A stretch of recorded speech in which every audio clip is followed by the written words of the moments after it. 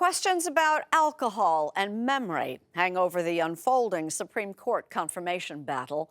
We have some answers and a few tips on improving your memory. From CNN's Dr. Sanjay Gupta. I love the brain. It's one of the reasons I became a neurosurgeon. One of the most fascinating functions of the brain is how it creates memories. We spend a lot of time talking about doing things that can improve our memory, but probably not enough time discussing the things that make our memory worse. For example, alcohol. Truth is, when it comes to alcohol and memory, people assume a lot of things, and a lot of those assumptions are wrong. Much of the research about the impact of alcohol in the brain comes from people who are witnesses to crimes and were questioned shortly after. One study last year showed that in these situations, mild to moderately intoxicated people have very similar recall as sober people. Now, there is a thing known as blackout drunk.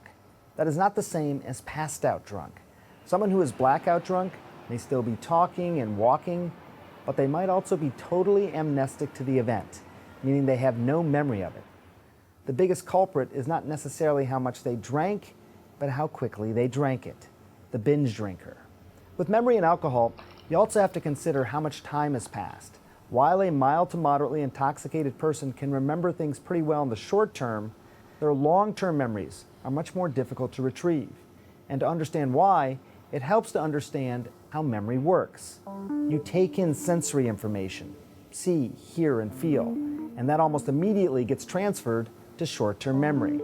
From there, short-term memory gets encoded into long-term memory. It's this last phase where alcohol seems to have the most impact.